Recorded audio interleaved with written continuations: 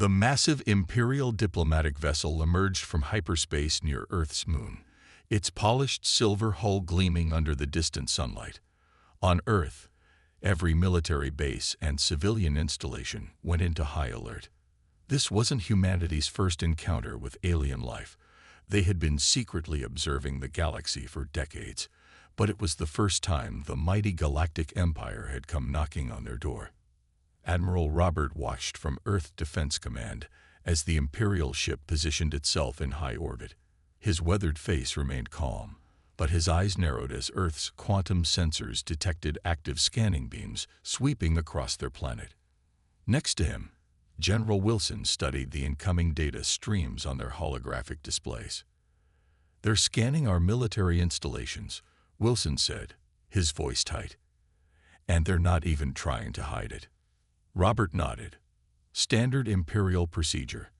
They always assess potential threats before making first contact." He paused, studying another data stream. "But they don't know our sensors can detect their hidden weapon systems." Typical Empire arrogance. The Empire's diplomatic shuttle descended through the atmosphere, heading toward the designated landing zone outside the United Earth Government headquarters in Geneva. As planned, Earth's visible defenses remained minimal. A few interceptors and ground-based energy weapons. The real defensive grid stayed hidden, powered down beneath the surface, and in orbital platforms disguised as communication satellites. The Imperial delegation emerged from their shuttle with practiced grace. Tall humanoids in elaborate ceremonial armor, their movements precise and measured. Their leader, Ambassador Leon, stood nearly 7 feet tall, his silver-white hair and pale blue skin marking him as one of the Empire's elite ruling class. The Earth delegation, led by Council President Thomas, met them on the landing pad. Camera drones broadcast the historic meeting to billions of watching humans. "Welcome to Earth," Thomas said, extending his hand in greeting. "We are honored by your visit." Ambassador Leon ignored the offered hand, instead making a slight bow. "The Galactic Empire greets Earth. We have come to offer you the privilege of joining our ancient and noble civilization." The formal pleasantries continued as both delegations moved inside for negotiations, but in a secure room deep beneath the complex, Admiral Robert and his team watched multiple hidden feeds. Their advanced sensors revealed the diplomatic shuttle was actually a heavily armed assault craft. More concerning were the detailed scans the Imperial ship was making of Earth's defense systems and infrastructure. "They're mapping everything," Wilson reported. "Population centers, power grids, military bases. This isn't a diplomatic mission. It's tactical reconnaissance." Robert's jaw tightened. He'd studied the Empire's expansion patterns. They always followed the same protocol. First contact, assessment of military capability, then either peaceful absorption or swift conquest of primitive worlds that resisted. But Earth was far from primitive, despite appearances. Inside the conference room, Ambassador Leon was explaining the benefits of Imperial membership with practiced smoothness. "Access to our technology, protection of our fleets, membership in the greatest civilization in the galaxy's history." Thomas listened politely, but his eyes were cold. Through his neural implant, he could see the same sensor data Robert was monitoring. The Empire's arrogance was exactly what Earth's intelligence had predicted. They assumed any world that hadn't yet joined their empire must be technologically inferior. After an hour of diplomatic theater, Thomas stood up. "Ambassador, we appreciate your offer. However, we must decline membership in the Empire at this time." Leon's perfect composure cracked slightly. "I don't believe you understand. The Empire's invitation is a great honor. Refusing it would be unwise." "Nevertheless, we must decline," Thomas said firmly. "And we must ask your vessels to leave Earth space immediately. You dare order Imperial ships?" Leon's mask of diplomacy vanished. "Perhaps a demonstration of Imperial power would help you reconsider." "Ambassador," Thomas said quietly, "we detected your hidden weapons the moment you entered our system. We know this isn't a diplomatic mission. Leave now, peacefully, or we will be forced to remove you." Leon stared in shock, then recovered his composure with visible effort. "You are making a grave mistake. The Empire does not take kindly to threats from primitive worlds." "That's your first warning," Thomas replied. "You have 1 hour to clear Earth space. There won't be a second warning." The Imperial delegation departed in barely contained fury, their shuttle climbing rapidly toward their waiting ship.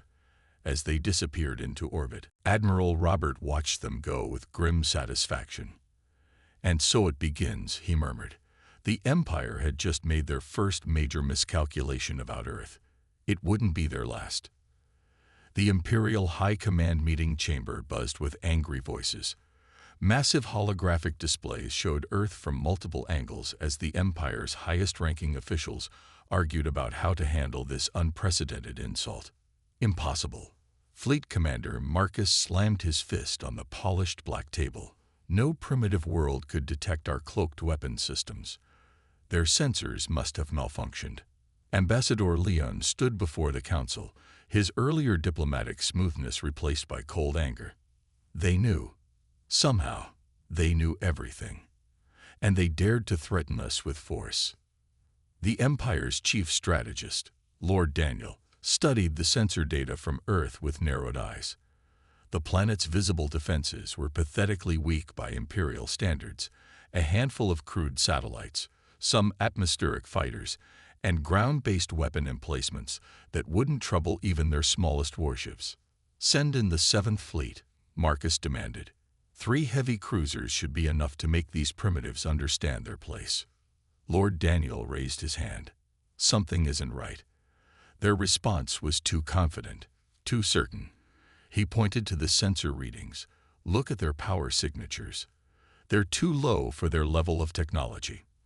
They're hiding something." "Hiding what?" Marcus scoffed. "They haven't even mastered basic gravity manipulation. Their ships still use chemical rockets." "Perhaps." Daniel's voice was thoughtful. "Or perhaps that's what they want us to see." The debate raged for hours before Emperor Paul made his decision. "Send the ships," he commanded, "but only 3 cruisers as suggested. If Earth truly has hidden capabilities, I want to test them without risking a major fleet." 3 days later, the Imperial cruisers emerged from hyperspace at the edge of the solar system. Each ship was over a mile long, bristling with energy weapons, and protected by shields that could withstand direct hits from small moons. Admiral Robert watched their arrival from Earth Defense Command. "Right on schedule," he muttered, "and exactly the number of ships intelligence predicted." "Defensive grid powered and ready," General Wilson reported. "All stations standing by." The Imperial ships moved into attack formation, advancing toward Earth with arrogant confidence. Their communication arrays activated, broadcasting on all frequencies. "Attention Earth forces," Fleet Commander Marcus's voice boomed. "You have 1 hour to surrender and accept Imperial authority. Resist, and we will demonstrate the true power of the Empire." In Geneva, Council President Thomas listened to the ultimatum with a small smile. He nodded to his communications officer. "Send our response." A simple text message appeared on the Imperial ship's screens. "Leave or be removed." Marcus laughed when he saw it. "Begin the demonstration. Target their largest military installation." The lead cruiser's main gun powered up, its energy readings climbing to civilization-ending levels. But before it could fire, something strange happened. All 3 Imperial ships suddenly lost power. Marcus stared in confusion as every system on his flagship went dark. Emergency power failed to activate. Life support switched to backup chemical systems. Even their artificial gravity failed. "What's happening?" he demanded. On Earth, Robert watched with satisfaction as the quantum disruption field did its work. Earth's scientists had discovered decades ago that Imperial technology relied heavily on quantum-based power systems, so they had developed a way to interfere with those systems on a massive scale. The Imperial ships hung helpless in space, their crews floating in zero gravity as every electronic and energy-based system failed. Only their basic life support and chemical backup systems still functioned. "Send the message," Robert ordered. In every Imperial ship, the same words appeared on emergency chemical-powered screens. "This is your only warning. Earth is off-limits to the Empire. Leave and do not return." Power suddenly returned to the Imperial vessels. Their sensors showed no sign of whatever had disabled them. No energy readings, no weapon signatures, nothing to explain how a primitive world had completely neutralized 3 of their most powerful warships. "Retreat," Marcus ordered, his voice shaking. "Back to Imperial space. Now." As the Imperial ships fled at maximum speed, Lord Daniel watched the sensor recordings with growing concern. Earth had just demonstrated technology the Empire had never seen before. Technology that could render their most powerful weapons useless. "We've made a terrible mistake," he whispered. "They're not primitive at all. There's something entirely different. In Earth Defense Command." Robert watched the Imperial ships disappear into hyperspace. "Well done, everyone," he said quietly. "But this is just the beginning. They'll be back, and next time, they'll bring a lot more ships." Wilson nodded grimly. "Let them come. We'll be ready." The Imperial Science Council gathered in their vast research complex on the Empire's capital world. Holographic displays showed detailed analysis of the encounter with Earth, while the Empire's brightest minds tried to understand what had happened. Chief Scientist Adam paced before the assembled council, his traditional white robes swishing as he moved. "Our initial assumptions about Earth were completely wrong. They haven't followed any known technological development path." He gestured, and a new hologram appeared, a comparison between Imperial and Earth technology. "While we mastered energy weapons, faster than light travel, and gravity manipulation, Earth took a completely different route." Behind him, the displays showed quantum computation matrices far more advanced than anything the Empire had developed. Their computer systems, which the Empire had dismissed as primitive, operated on principles that Imperial science was only beginning to understand. "Their entire defensive strategy is based on disruption rather than destruction," Adam continued. "They don't need powerful weapons because they can simply shut down any technology that threatens them." In another part of the Imperial capital, the Empire's best spies were making an equally disturbing discovery. Agent Mark, head of Imperial Intelligence, presented his findings to the High Command. "We've detected numerous stealth satellites throughout Imperial space," he reported, his voice tight with concern. "They're practically invisible to our sensors, using some kind of advanced cloaking technology. Based on their positions, Earth has been watching us for at least 20 years. Fleet Commander Marcus, still smarting from his failed attack on Earth, leaned forward. "How did we miss them?" "Because we weren't looking for them," Mark replied. "These devices don't use any technology we're familiar with. No quantum signatures, no energy emissions we can detect. They're just there." The implications were staggering. Earth had managed to spread an observation network throughout the Empire without anyone noticing. Their understanding of Imperial technology was deep enough to completely neutralize it, and they had kept all of this hidden behind a facade of primitive technology. In the Imperial Palace, Emperor Paul received the reports with growing concern. The Empire had ruled the galaxy for 10,000 years by maintaining technological superiority over all other civilizations. But Earth had developed its technology in complete isolation, following a path the Empire had never considered. "Show me their defensive capabilities again," he ordered. The holographic display changed to show Earth's revealed defenses: quantum disruption fields that could disable Imperial ships at range, nanoscale manufacturing that could produce technology too small for Imperial sensors to detect, and most worrying of all, an apparent mastery of stealth technology that made their true military capabilities impossible to assess. "What are their limitations?" the Emperor demanded. Chief Scientist Adam shook his head. "Unknown, Your Majesty. Their quantum disruption field appears to have no range limit we can detect. They could potentially disable our ships anywhere in Imperial space." Agent Mark added his own concerns. We've discovered their stealth observation posts near every major Imperial military installation. They know our strengths, our weaknesses, and our tactics. We know almost nothing about their true capabilities. In Earth Defense Command, Admiral Robert reviewed the latest intelligence from their stealth network. The Empire's confusion was exactly what Earth had planned for. While the Empire had expanded through force, conquering world after world, Earth had watched and learned and prepared. They still don't understand, he told General Wilson. They think technology is all about bigger ships and more powerful weapons. They never considered that true advancement might mean making things smaller, subtler, and smarter. Wilson nodded, studying the quantum feeds from their observation network. They're scanning for our defense grid with everything they have. Should we let them find something? Robert considered for a moment. Show them one of the decoy installations. Let them think they've discovered our secret weapon. It'll keep them focused on the wrong thing. As Imperial scanners detected the fake defense platform Earth allowed them to find, Chief Scientist Adam excitedly reported the discovery to the Emperor. Neither of them realized they were seeing exactly what Earth wanted them to see. Another layer of deception from a civilization that had turned hidden strength into an art form. We can't attack them directly, Adam concluded.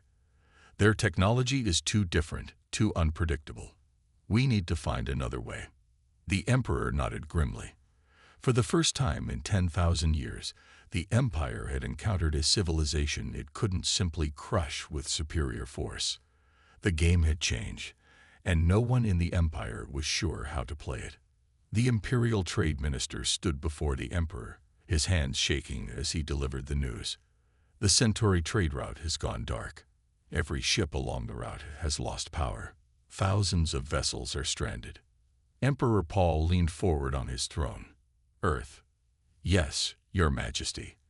They sent this message to every ship in the sector. A hologram appeared, showing simple text.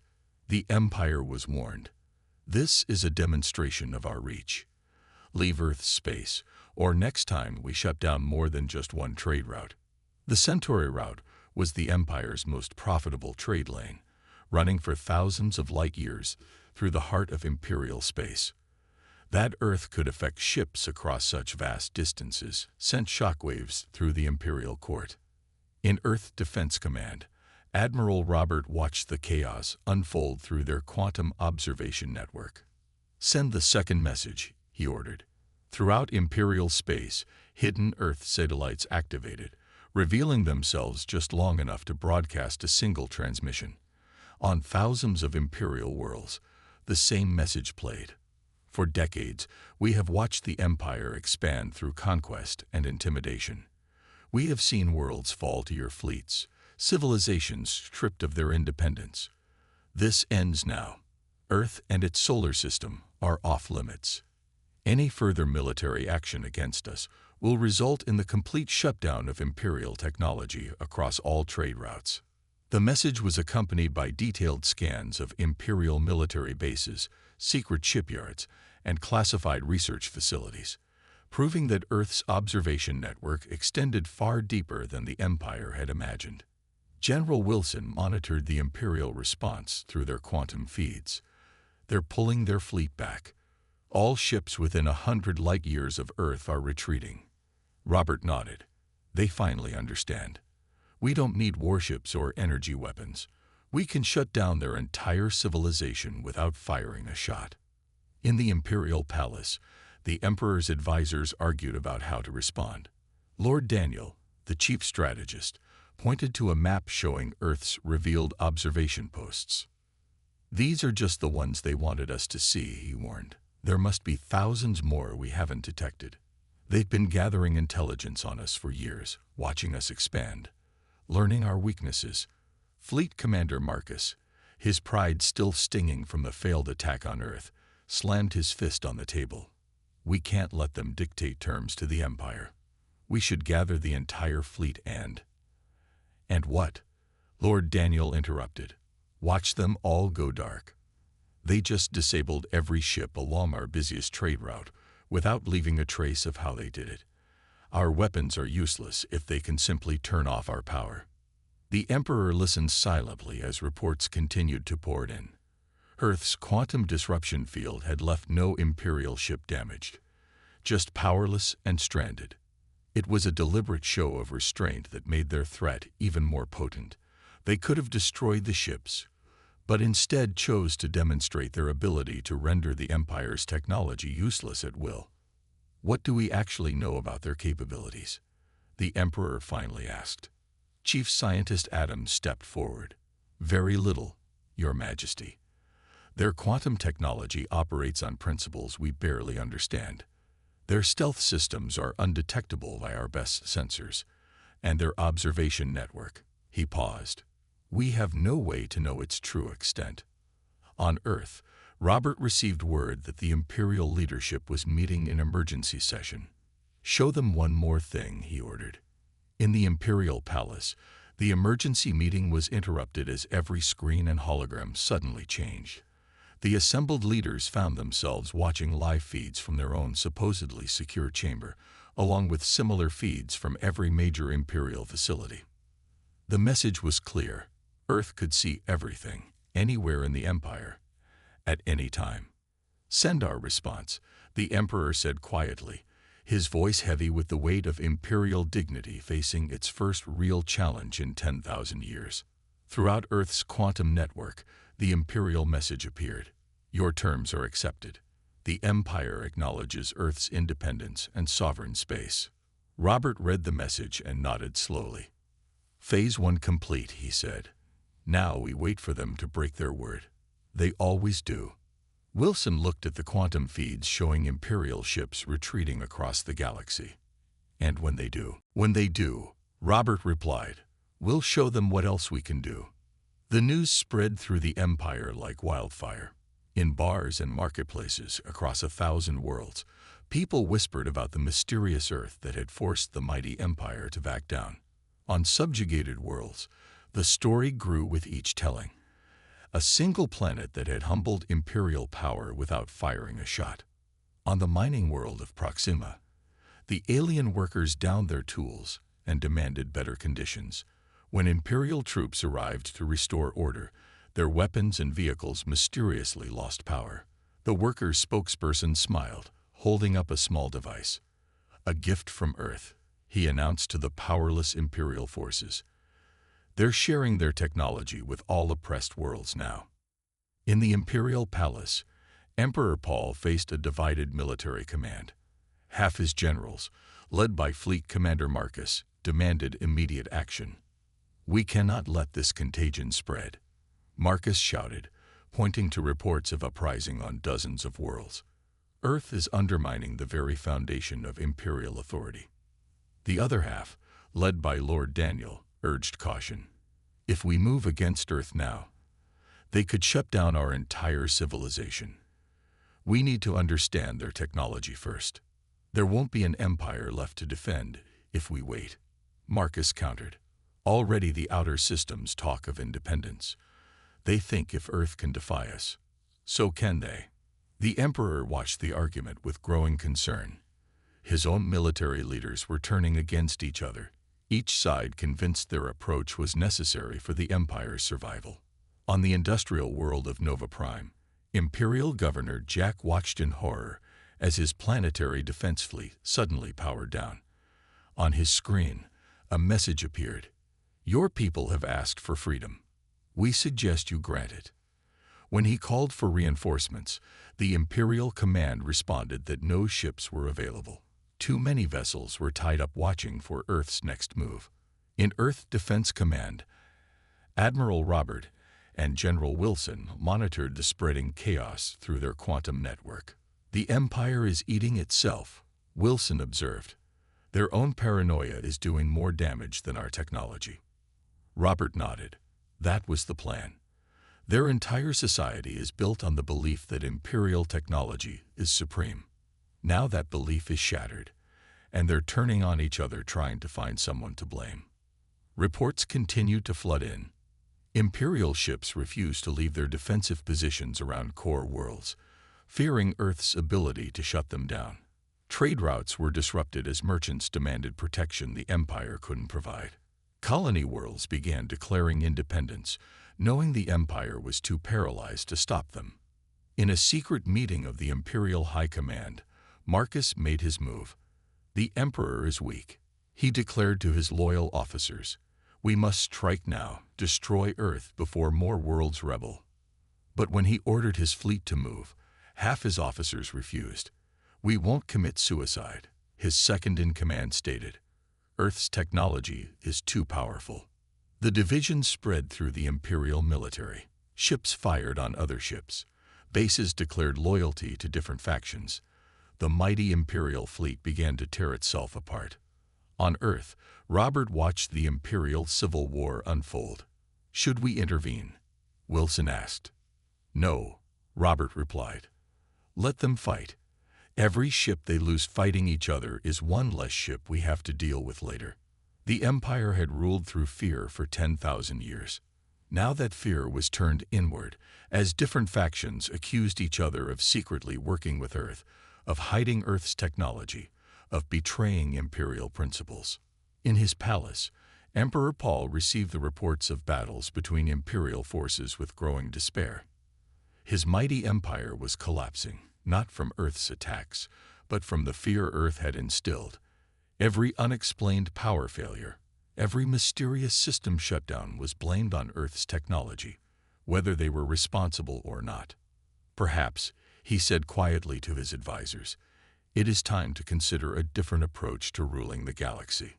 But it was too late. The Empire had already begun to tear itself apart, and Earth watched through its quantum network, waiting to see what would emerge from the chaos they had engineered. The Empire's greatest weakness, Robert observed, was its own arrogance. They never imagined someone could defeat them without matching their military might. Wilson nodded. "And now?"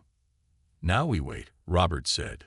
"The real war hasn't even started yet." Fleet Commander Marcus stood on the bridge of his flagship, surrounded by the largest fleet ever assembled in Imperial history. 5,000 warships filled the space around him, their crews loyal to his faction of the divided empire. "Earth has mocked us long enough," he declared to his gathered forces. "Today we show them that Imperial might cannot be denied." His fleet had spent months gathering in secret, keeping their ships powered down to avoid Earth's detection. Now they prepared for one massive, overwhelming strike. In Earth Defense Command, Admiral Robert received the alert from their quantum sensors. "Right on schedule," he said calmly.